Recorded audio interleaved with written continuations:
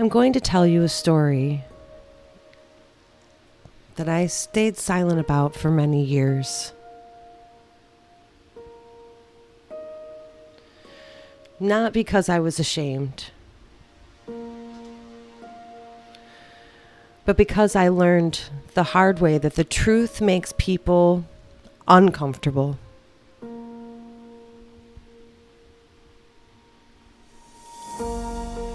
And silence protects the wrong people.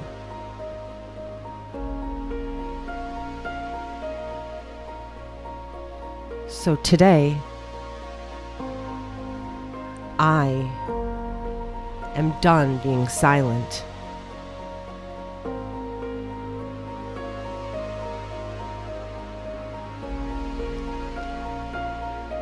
This story is about assault. This story is about the justice system. This story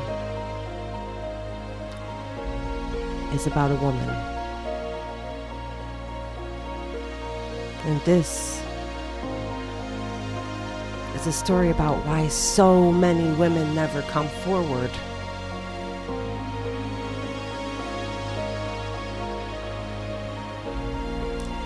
This is my story.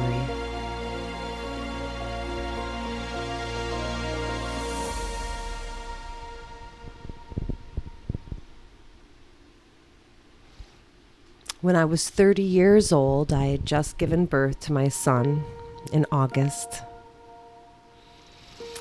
It was now New Year's Eve, and my friends begged me to get out of the house.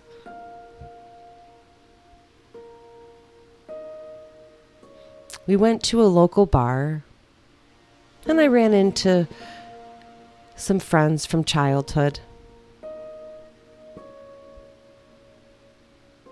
His stepmother had been my childhood babysitter, someone I had been very fond of. She had just had a child with his father, so I congratulated him. Instead of a normal response, he said something that immediately made me uncomfortable. He said his father had no business having more children after what he had done to him and his brother.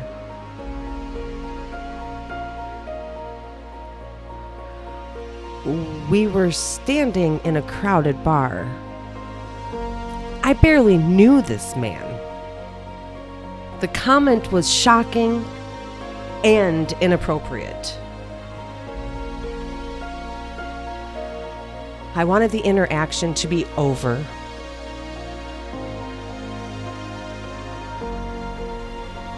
As the night went on, I would catch him staring at me across the bar. It made me uneasy.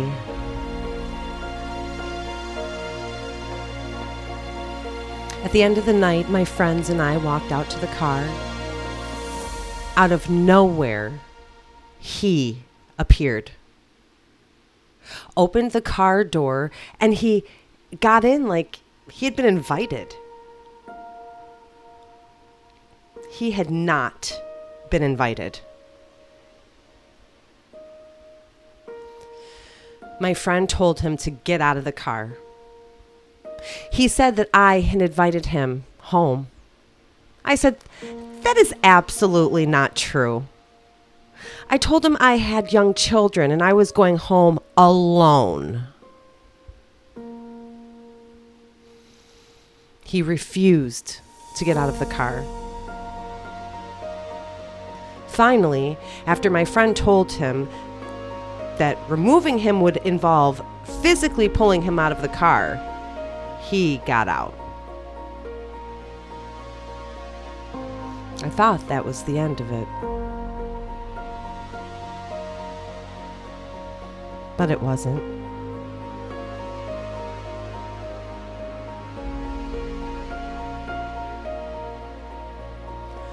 The next day, my phone rang.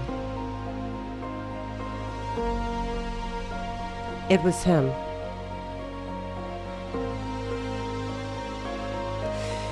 He said he was embarrassed by his behavior and wanted to make it up to me.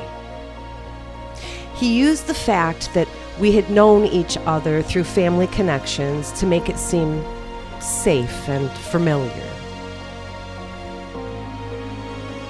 He suggested we watch a movie at my apartment since I had just had a baby and wasn't really going out. I told my parents he was coming over. My dad even came to the apartment that night because he knew the family. He was supposed to arrive at 7 p.m. I specifically asked that he not drink before coming. He agreed. 7 p.m. came and went. 8 p.m. came and went. 9 p.m. came and went.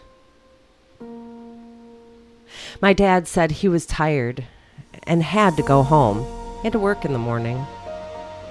As I was walking my dad out, he pulled into the parking lot. My dad and him shook hands as they passed each other. Everything seemed so normal.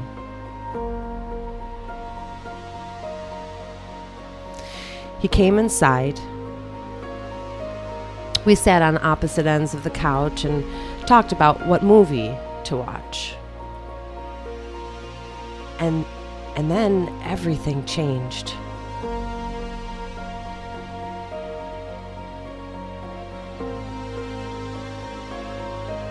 Without warning, he moved from his end of the couch to mine and started forcing himself on me. I told him, no! I told him that's not why I invited him over. I told him I had just had a baby. I told him I had no interest in a physical relationship. My words meant nothing to him.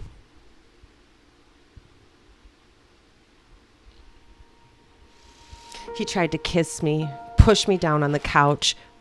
I tried to reason with him. I told him my daughter was upstairs. She's only 7 years old. And if she heard commotion, she would come down those stairs. I said to him, you are a teacher. What would it do to a 7-year-old to see her mother being raped?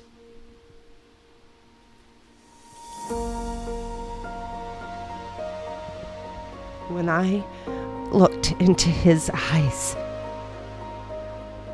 there was nothing there. No teacher. No man. Just dominance. Intent. In that moment, I knew no one was coming to help me. My phone was in the kitchen and might as well have been a million miles away. Everything depended on me right now.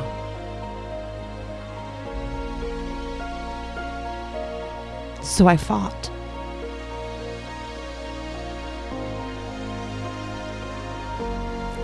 I fought for my life. I fought for my children. I fought because I knew what he intended to do to me.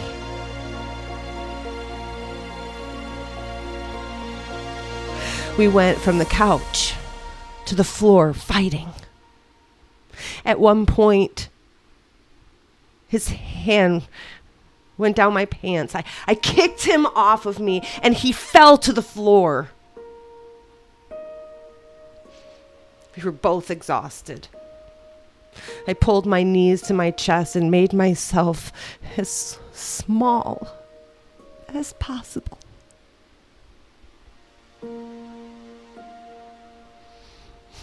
He sat there and masturbated.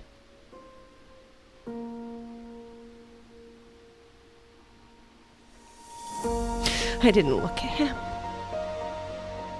I didn't move. I pretended. I didn't exist.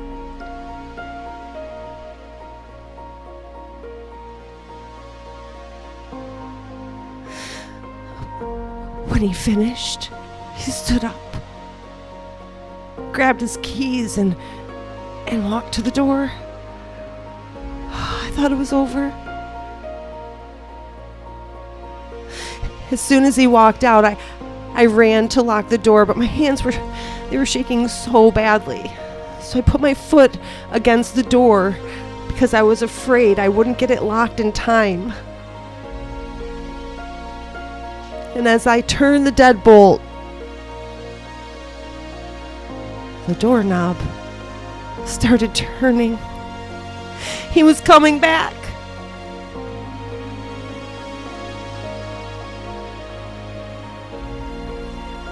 I ran through the house, locking every door, every window.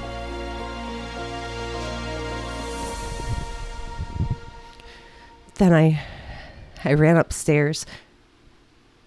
I brought both of my children into my bed so I could protect them. I didn't sleep that night.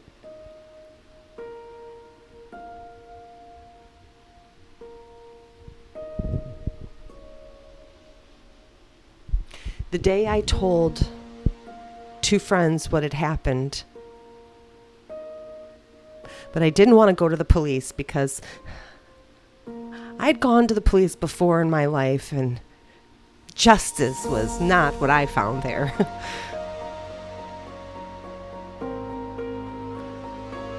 But after therapy, I realized I had an obligation, not just to myself, but to other women. So I filed a police report. When I spoke to the district attorney, he said something I'll never forget. He said, so he didn't rape you.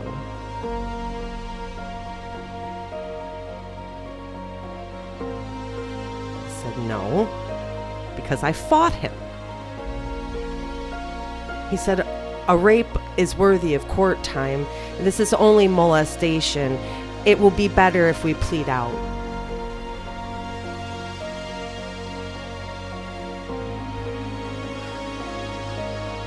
I was told he would be a registered sex offender. He would be forced to take classes. He'd not be allowed to teach children. So I signed the agreement.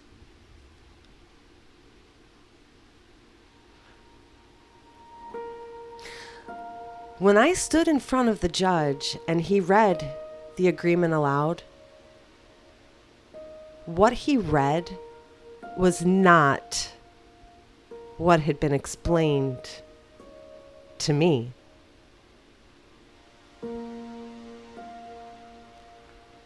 I told the judge that was not what I thought I signed.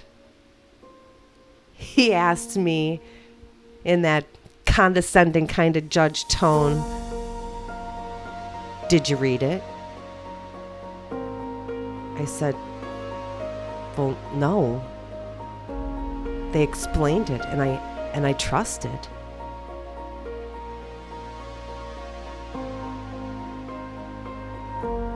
That was my mistake.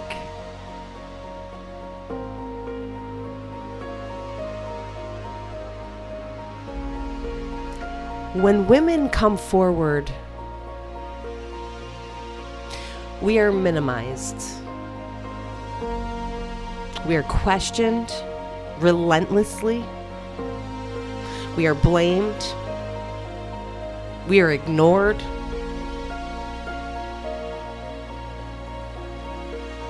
And then society wonders why are women so angry and scorned?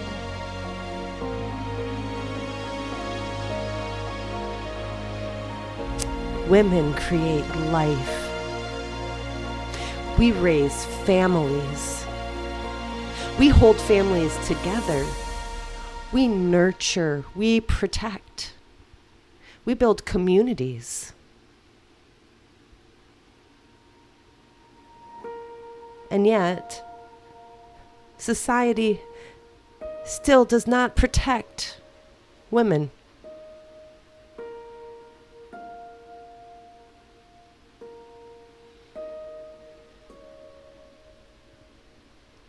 So maybe the question is not, why are women so angry? Maybe the question is, why does the world still make women fight so hard just to be safe?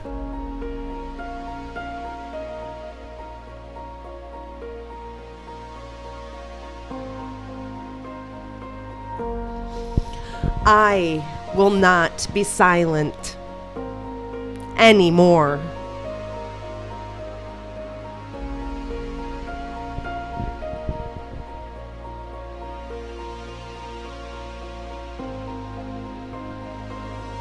Journey with Nicole.